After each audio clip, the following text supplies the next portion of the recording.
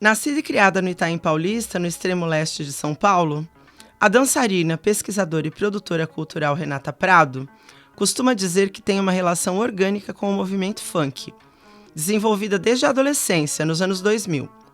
Começou a frequentar os bailes porque eram e ainda são praticamente os únicos espaços culturais disponíveis nas periferias. Ela defende o funk como espaço de liberdade, denuncia a repressão do Estado e critica projetos de lei que criminalizam a cultura periférica. Então, eu estava dando uma pesquisada. Você é uma pessoa que, além de ser professora de dança, você tem também uma inserção acadêmica, né? Você é socióloga e você também atua politicamente nessa frente parlamentar do funk. Então, eu queria pedir para você começar falando de você.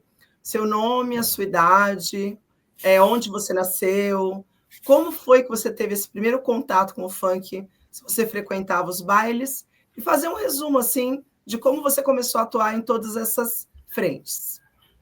Ok. Bom, Rose, primeiramente, muito obrigada pelo convite.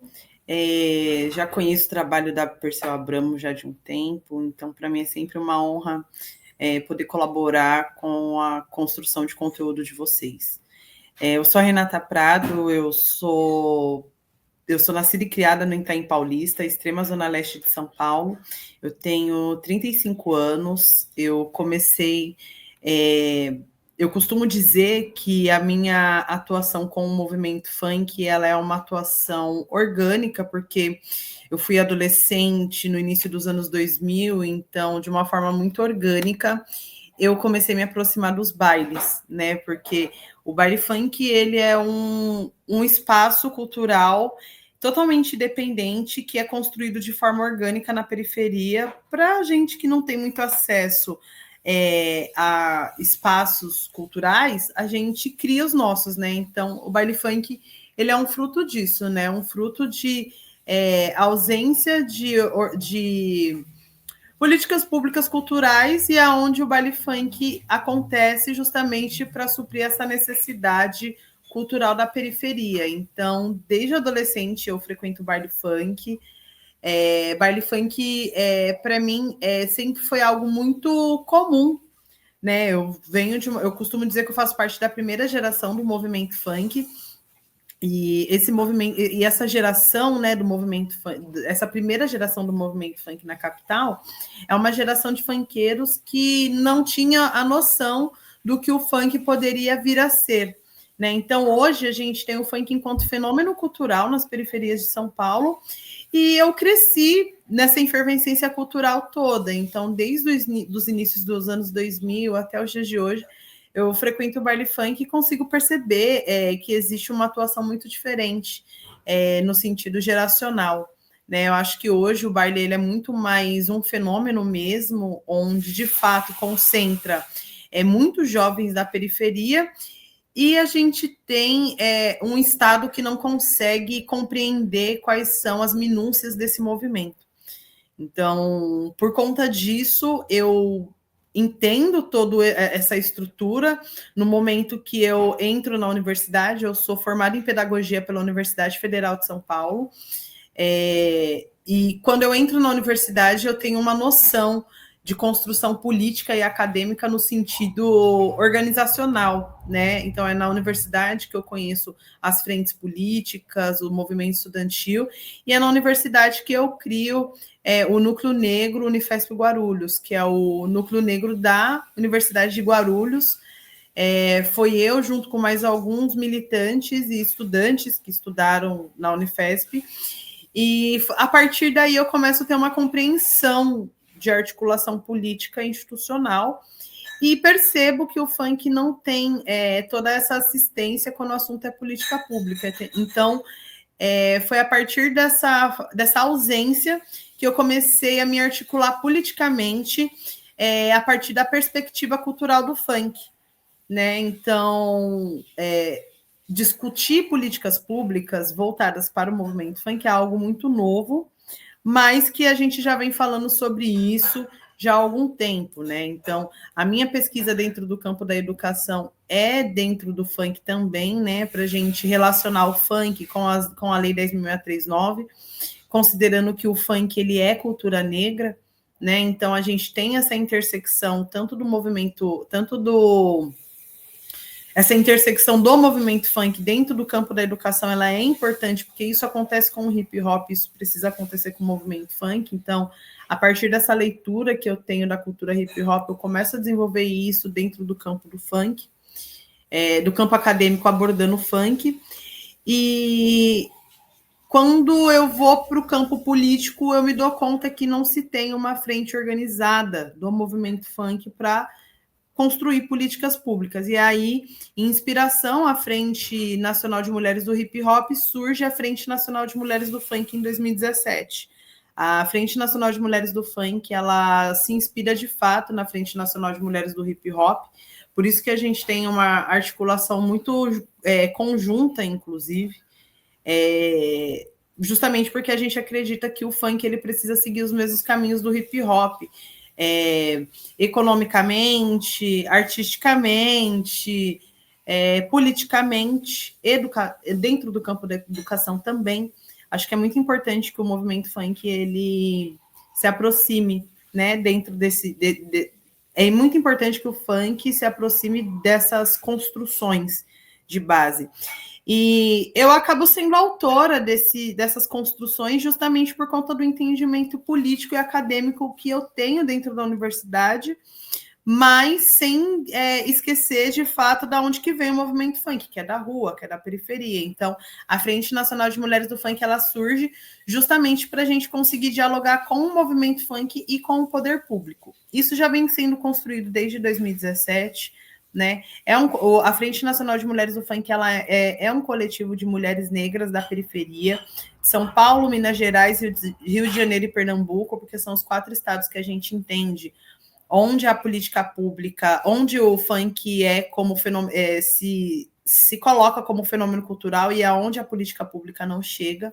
Né? Então, existe essa frente justamente para atuar nesses 4 estados, porque se a gente for olhar para a atual conjuntura política, a gente vai perceber que esses 4 estados estão sendo atacados com a Lei Anti-Oruan, por exemplo. Então, a Frente Nacional de Mulheres do Funk está atuando ativamente para a gente fazer esse enfrentamento institucional e fazer com que ações inconstitucionais sejam legítimas, considerando toda essa perseguição que vem acontecendo com o movimento funk.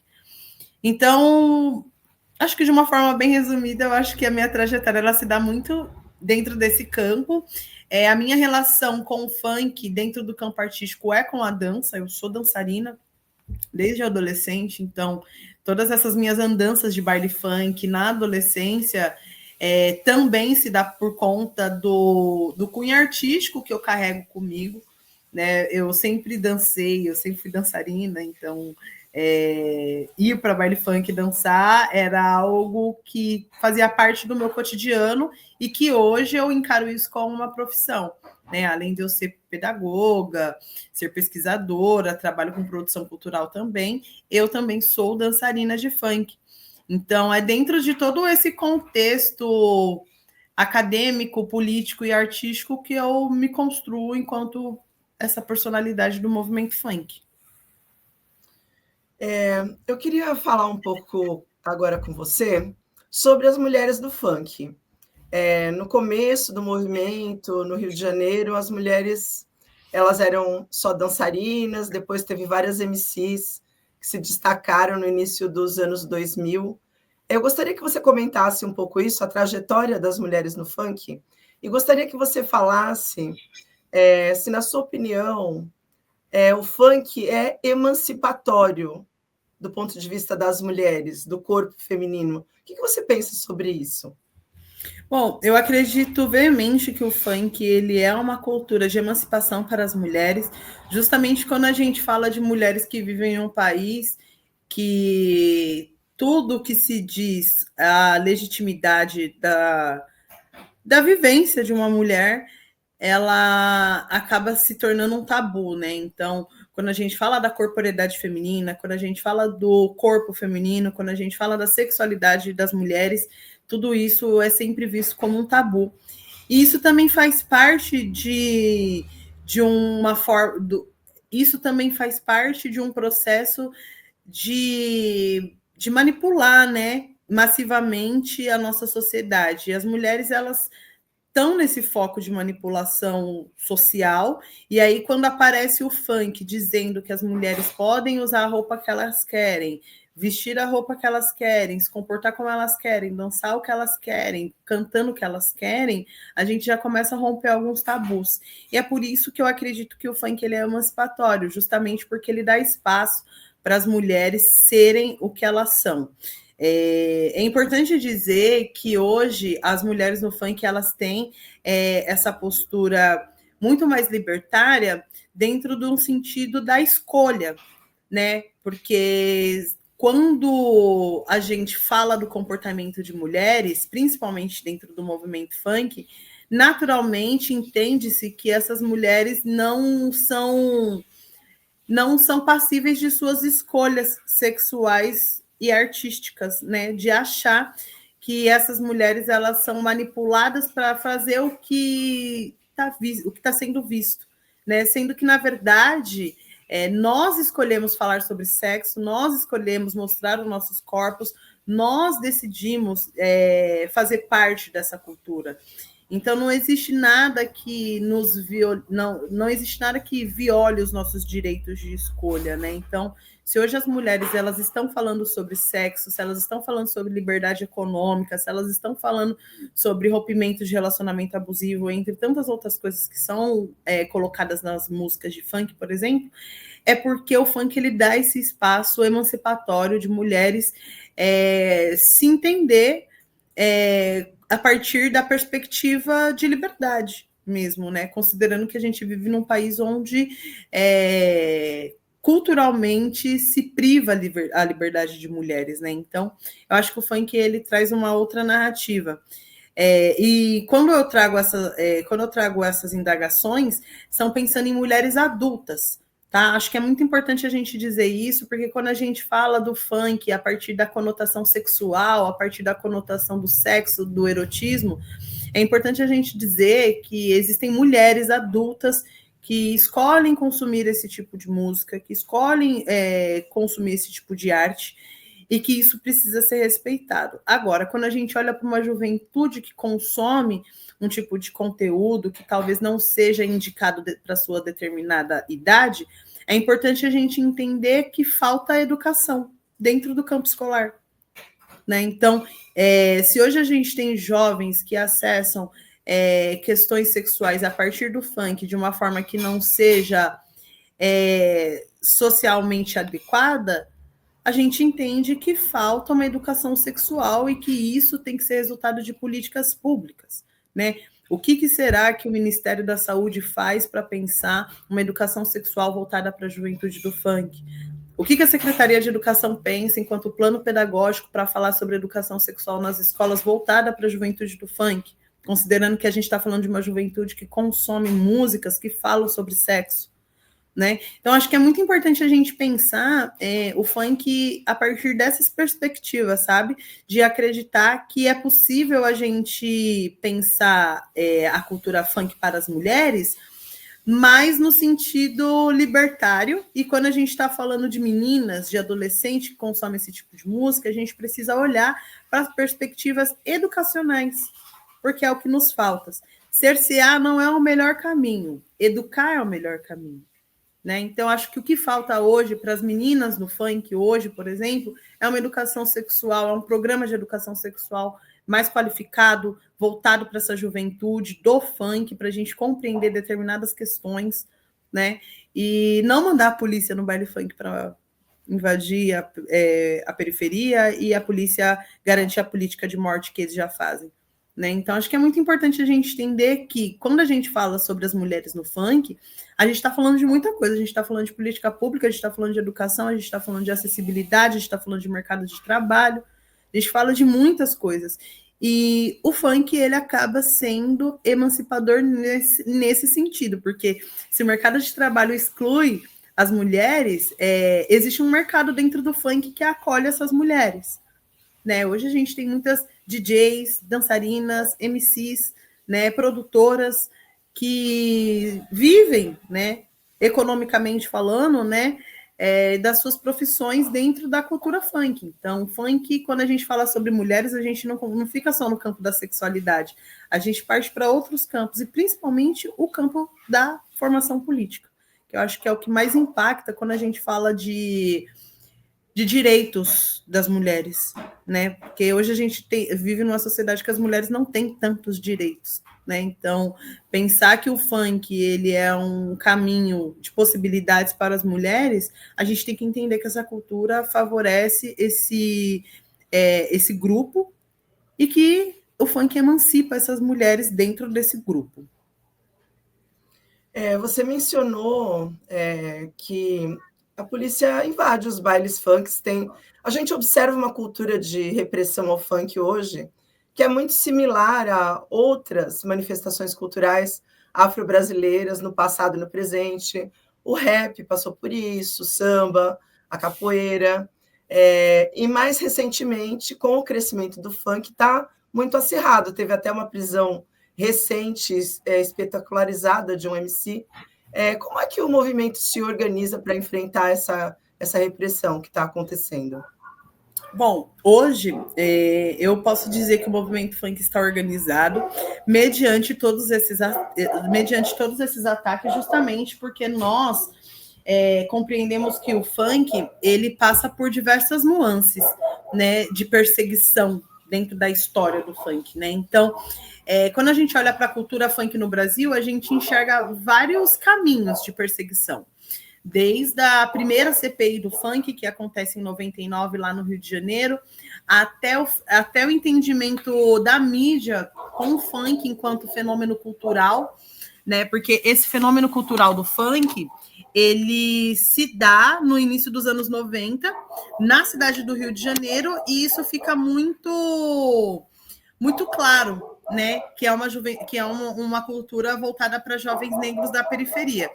E quando a gente entende, quando o Estado entende o funk como cultura lá em 92, começa a se perseguir essa cultura.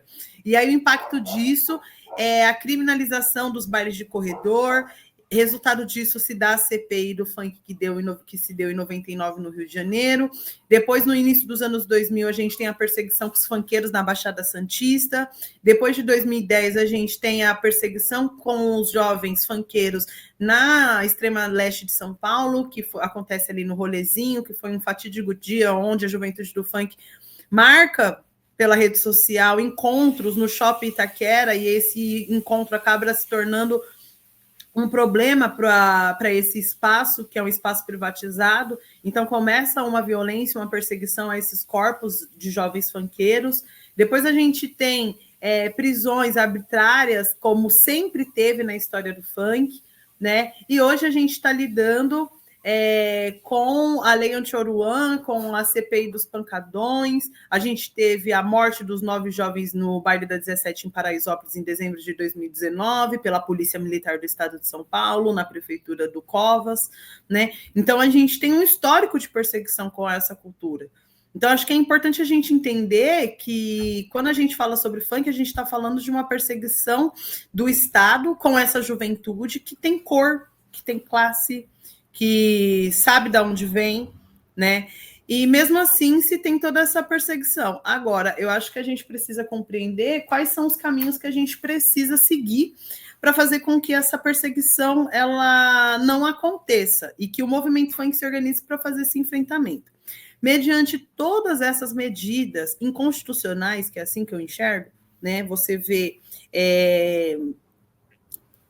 a polícia militar perseguindo um movimento cultural, a gente já enxerga que a gente está com um problema muito grande, né?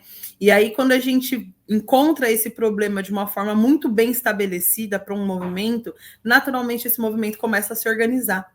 Então, hoje, a gente tem a Frente Nacional de Mulheres do Funk, que é um coletivo autônomo, mas a gente tem a Frente Estadual Parlamentar do Funk, que surge no ano passado, resultando, né, em articulações entre movimento funk, organizações da sociedade civil que dialoga com o movimento funk e representantes do poder público.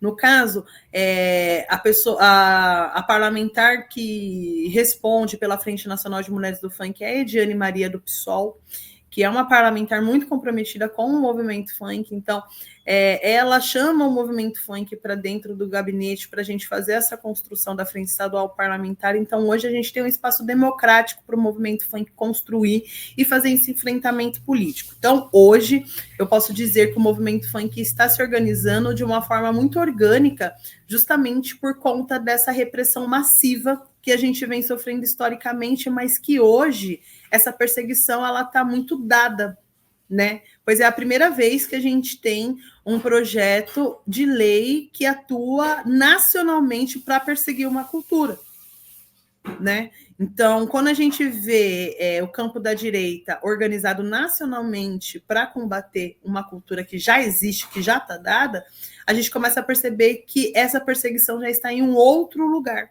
E aí, quando a gente entende que essa perseguição está em um outro lugar, naturalmente o movimento funk começa a se organizar para fazer esse enfrentamento político. Então, hoje a gente tem, sim, uma organização a partir de uma coalizão dentro do movimento funk, e a Frente Estadual Parlamentar do Funk ela está servindo de base para fazer esse acolhimento e colaborar com toda essa articulação política que está sendo feita. Nunca foi assim, está sendo assim agora, porque o momento está se fazendo necessário, né? O movimento funk ele é muito diferente do movimento hip hop, porque o ar de politização dentro da cultura hip hop já é algo que está dado, porque vem da cultura hip hop. O movimento funk ele surge de um lugar muito despretensioso politicamente falando, e hoje nós temos que lidar com essas questões políticas. Então agora o movimento funk está se organizando para conseguir responder o Estado à altura. Eu gostaria que você explicasse esse projeto de lei ao qual você se referiu, para que as pessoas que estão nos acompanhando aqui no programa entendessem do que ele trata. Sim, o projeto de lei anti-Oruan, ele tem o propósito de fazer com que artistas da periferia que cantam as suas vivências não sejam contratados com dinheiro, com recurso do poder público, em casas de culturas, apresentação, shows e afins. E aí, tudo isso é construído, né? A lei anti-Oruan está sendo construída com base na moral e nos bons costumes, né? Porque se a gente analisa a lei anti-Oruan, a gente percebe que o que está colocado nesse projeto de lei já existe constitucionalmente falando, né? A gente olhar para o direito da criança e do adolescente, a gente encontra isso no ECA, né? A questão da garantia de direitos, do cuidado, do dever do Estado com a juventude, a gente encontra no Estatuto da Juventude. Quando se trata de questões de juventude negra, a gente tem aí a gente tem aí vários documentos que garantem a política da juventude negra, né, dentro do seu campo de constituição cultural, né? Então, a gente tem já projetos de leis que cuidam da cidadania da criança e do adolescente, né? E aí, quando a gente vê um projeto como a Lei Anti-Oruan, a gente percebe que é um projeto de lei baseado na moral e nos bons costumes, para tirar o direito desses jovens funkeiros e também do rap, né? Porque a lei anti-Oruan, ela não fala só sobre o funk, ela também fala sobre o rap, porque ela fala sobre artistas do trap, e os trappers também fazem parte da cultura hip hop, né? Então, como hoje, o que hoje a juventude da periferia consome, considerando que a juventude da periferia consome a arte do trap e do funk, naturalmente surge essa questão da lei anti-Oruan justamente para perseguir culturas que são altamente consumidas por jovens da periferia. Então, hoje, o que o jovem da periferia está consumindo é trap e funk. Então, a lei anti-Oruan, ela persegue a cultura trap, ela persegue a cultura funk, a partir dessa leitura de que, olha, se você canta músicas com apologia ao crime ou que fala sobre conotação sexual ou algo que nós entendemos que não é de bom tom, vocês não vão ser contratados. E aí a gente percebe aí um classismo absurdo, um racismo absurdo, porque esses jovens estão cantando em suas letras somente aquilo que está dado socialmente. Então, se tem parlamentares que estão incomodados com as letras de músicas que estão sendo cantadas, esses parlamentares precisam trabalhar para fazer com que a sociedade seja essa violência que os jovens cantam em suas músicas. Porque se hoje a gente vive numa sociedade violenta, não é por conta do funk, não é por conta do trap. É por conta da governabilidade que leva a nossa sociedade a esse lugar. E aí, quando a gente encontra cidadãos e cidadãs nessa sociedade, na margem, é onde a gente começa a cantar as nossas vivências dentro dessas músicas, que são populares, né? Então, existe essa perseguição com o movimento funk e com o movimento trap, porque são movimentos culturais que dialogam massivamente com a juventude da periferia, sobretudo com a juventude negra.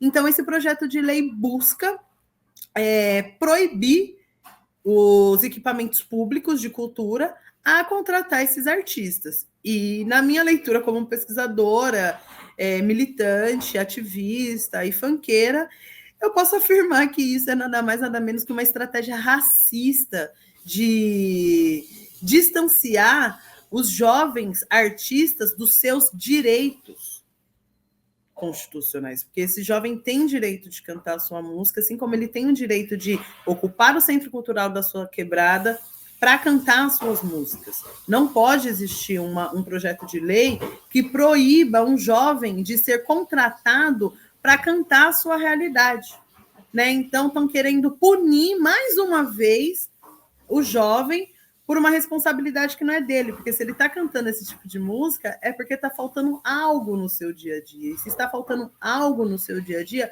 é responsabilidade do Estado, do governo, entender quais são essas mazelas sociais que permeiam a vida desses jovens, transformar essas mazelas sociais para fazer com que a realidade desses jovens seja outra. E aí a gente mudando a realidade, talvez a gente mude o tom do que a gente canta nas nossas músicas.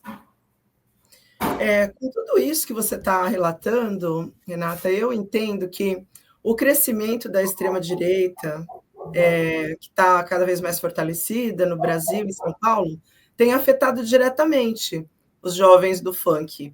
Mas, contraditoriamente, tem grandes produtores que apoiam políticos de direita. Eu gostaria que você comentasse um pouco como que você vê, é uma contradição? Por que está acontecendo isso? Eu acho que está acontecendo isso porque quando a gente olha para a atual conjuntura política, a gente percebe o avanço do neoliberalismo no mundo, né? E o funk não iria ficar de longe, o funk não ia ficar de fora disso. Então, quando a gente vê a cultura do neoliberalismo avançando na sociedade, isso vai impactar os jovens do funk, que não entenderam ainda a importância dos direitos trabalhistas, que ainda não acessaram universidades de qualidade, que apesar da gente ter as cotas, ter programas como ProUni, SISU e afins, ainda assim não é o suficiente para a juventude, né?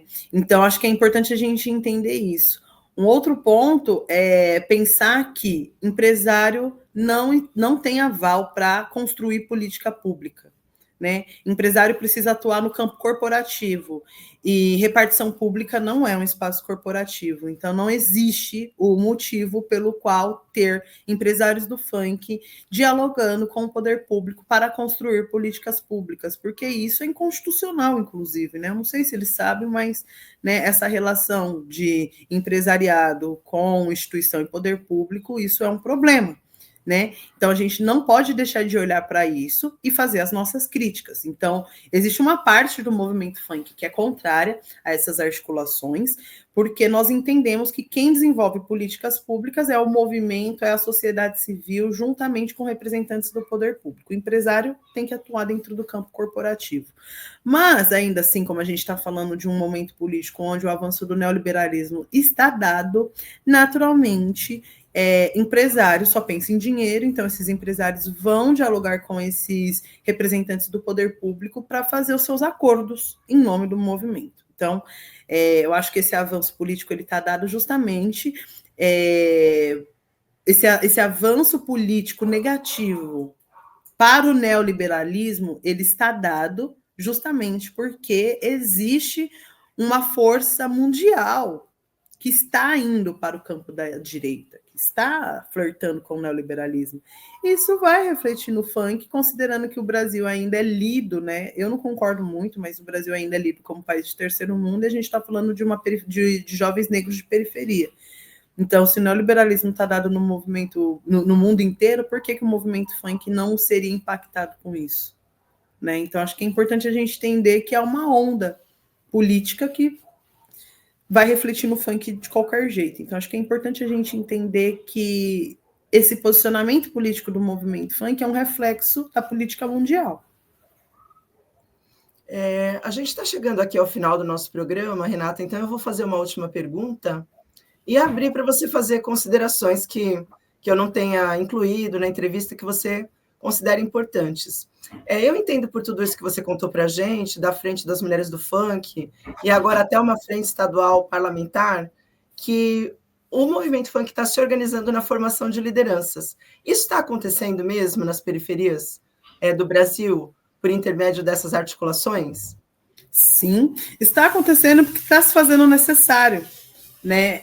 Realmente, hoje, a gente está numa forte onda de perseguição da direita com o movimento funk. Isso sempre aconteceu, mas agora a gente está numa onda muito dada, né? Então, está fazendo com que o movimento funk se articule com esses representantes do poder público que dialoga com o movimento funk, que entende que o movimento funk é cultura, para a gente começar a criar esses caminhos, né?